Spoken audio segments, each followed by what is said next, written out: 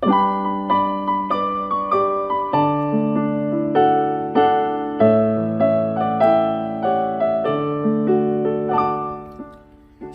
salam sejahtera bagi Bapak Ibu, Saudara-saudara, anak-anak yang dikasihi oleh Tuhan Yesus Kristus. Berjumpa kembali bersama saya Pendeta Eka di dalam renungan firman Tuhan pada hari ini, hari Rabu 9 November 2022. Sukacita dan damai sejahtera dari Tuhan Yesus kiranya menyertai hidup kita sekalian. Puji nama Tuhan. Sampai pada pembacaan firman Tuhan hari ini spesial karena dua pasal kita baca sekaligus, yakni Yesaya pasal 63 sampai Yesaya pasal 64. Kiranya firman Tuhan yang kita baca sungguh memberkati hidup kita sekalian. Baik Bapak Ibu Saudara-saudara, sebelum kita akan merenungkan bagian firman Tuhan, bacaan kita hari ini, kita akan berdoa. Tuhan Allah Bapa di surga, dalam nama Tuhan Yesus kami datang kepadamu mengucapkan syukur terima kasih atas berkat, penyertaan, kasih setia yang Tuhan boleh nyatakan dalam hidup kami sampai hari ini. Kalau kami ada sampai hari ini, semua karena anugerah dan kasih setia Tuhan. Dan biarlah setiap kami boleh memiliki kepekaan sehingga dalam hidup kami mau mempersembahkan yang terbaik bagi Tuhan. Terima kasih ya Tuhan, kami mau mengisi hati pikiran kami dengan kebenaran firman Tuhan. Mampukan untuk kami dapat mengerti dan memahami dari Yesaya pasal 63 dan 64 ini. Kau mampukan untuk kami dapat menerapkan setiap pengajaran firman yang boleh kami dapatkan. Terima kasih Bapa, terpujilah namamu. Demi nama Tuhan Yesus Kristus kami sudah berdoa dan bersyukur. Haleluya. Amin.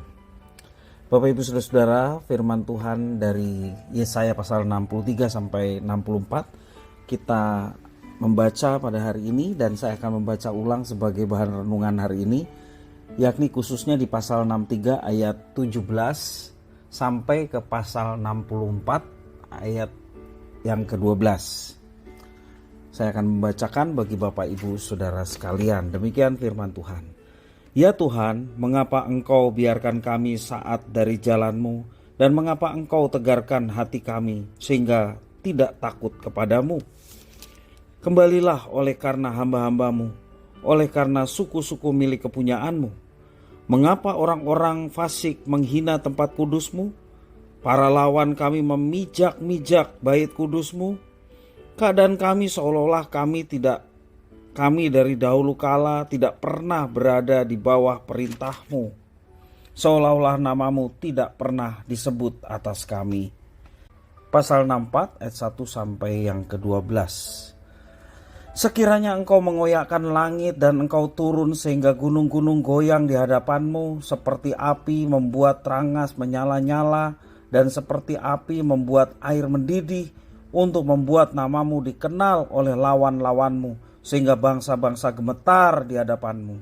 Karena engkau melakukan kedahsyatan yang tidak kami harapkan, seperti tidak pernah didengar orang sejak dahulu kala. Tidak ada telinga yang mendengar dan tidak ada mata yang melihat seorang Allah yang bertindak bagi orang yang menanti-nantikan Dia. Hanya Engkau yang berbuat demikian. Engkau menyongsong mereka yang melakukan yang benar dan yang mengingat jalan yang kutunjukkan. Sesungguhnya Engkau ini murka sebab kami berdosa. Terhadap Engkau kami memberontak sejak dahulu kala. Demikianlah kami sekalian seperti seorang najis, dan segala kesalehan kami seperti kain kotor. Kami sekalian menjadi layu seperti daun, dan kami lenyap oleh kejahatan kami, seperti daun dilenyapkan oleh angin. Tidak ada yang memanggil namamu, atau yang bangkit untuk berpegang padamu. Sebab Engkau menyembunyikan wajah-Mu terhadap kami, dan menyerahkan kami ke dalam kekuasaan dosa kami. Tetapi sekarang ya Tuhan, Engkaulah Bapa kami.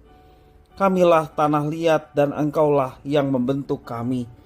Dan kami sekalian adalah buatan tangan-Mu. Ya Tuhan, janganlah murka amat sangat, dan janganlah mengingat-ingat dosa untuk seterusnya. Sesungguhnya pandanglah kiranya kami sekalian adalah umat-Mu.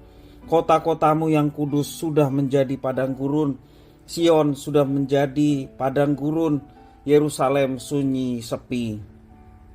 Bait kami yang kudus dan agung, tempat nenek moyang kami memuji-muji Engkau, sudah menjadi umpan api. Maka milik kami yang paling indah sudah menjadi reruntuhan. Melihat semuanya ini, ya Tuhan, masakan Engkau menahan diri, masakan Engkau tinggal diam dan menindas kami amat sangat. Demikian firman Tuhan, Bapak Ibu Saudara. Bapak Ibu Saudara yang dikasihi oleh Tuhan Yesus Kristus.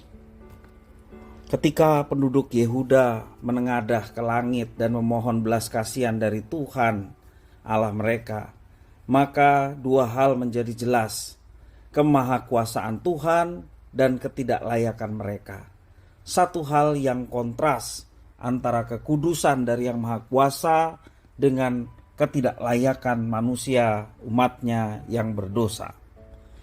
Dalam stansa nyanyian yang boleh disampaikan dalam Yesaya pasal 64 dan juga 63 di bagian akhir, ya, stansa pertama dari bacaan ini kita menyanyikan mereka memohon agar Tuhan bertindak karena Dia sendirilah yang mengenal dan mengasihi mereka. Mereka sadar bahwa tidak ada gunanya bermegah dalam status sosial dan kesukuan karena semua itu hanyalah label yang mati. Namun Tuhan adalah Allah yang hidup, yang mampu bertindak menyelamatkan mereka.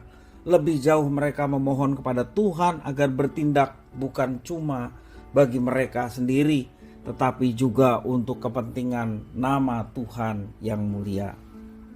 Bapak Ibu Saudara-saudara yang dikasihi oleh Tuhan, Yesaya pasal 64 ya, di dalam ayat 1 sampai yang kelima menunjukkan pemahaman yang makin jernih tentang siapa Tuhan dan mengapa umatnya memohon agar Dia bertindak. Di tengah kondisi mereka yang makin terhimpit serta menghadapi bangsa yang tidak mengenal Tuhan dan akan menghancurkan mereka, sekali lagi penduduk Yehuda menempatkan dirinya seperti sepantasnya di hadapan Tuhan yang perkasa. Pengenalan akan Allah membantu mereka bercermin sehingga memiliki pengenalan yang benar tentang siapa mereka sesungguhnya. Demikian juga pengenalan akan Tuhan dan Juru Selamat kita sekalian. Bapak Ibu Saudara-saudara, sebagai orang yang sudah ditebus oleh Kristus, kita memahami bahwa kita sebenarnya tidak layak datang mendekat pada Tuhan. Tetapi Ia telah memilih untuk menjadi Bapa kita. Ia menyayangi dan membentuk kita. Nabi Yesaya memakai gambaran yang intens dan personal bahwa di dalam ayat yang ke-8, kami sekalian adalah buatan tangan-Mu. Dengan begitu kita tidak lagi melihat diri sebagai orang yang memiliki kelayakan sehingga Tuhan wajib bertindak menerima kita. Kita tidak melihat bahwa kita diterima, dianugerahi sebagai anak-anaknya karena jasa-jasa ataupun perbuatan kita. Semua karena anugerahnya. Mari kita melihat kebaikan Tuhan yang telah nyata itu menjadi satu anugerah untuk membawa kita hidup dalam ketaatan. Memang ada saat Ia murka, tetapi tidak untuk selamanya. Ia mengabaikan orang yang dipilihnya. Ia tidak meninggalkan kita karena Ia rindu agar setiap pengalaman hidup yang orang-orang pilihannya alami membentuk mereka menjadi semakin serupa dengan gambaran putra Bapa, yakni Kristus. Kiranya kehidupan kita semakin hari semakin menyerupai gambaran putra tunggal Bapa Tuhan Yesus Kristus. Kiranya firman Tuhan memberkati kita sekalian.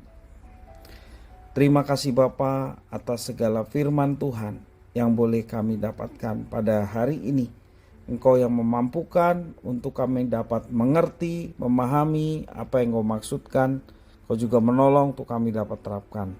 Terima kasih Bapa, terpujilah namamu. Demi nama Tuhan Yesus kami berdoa. Haleluya. Amin.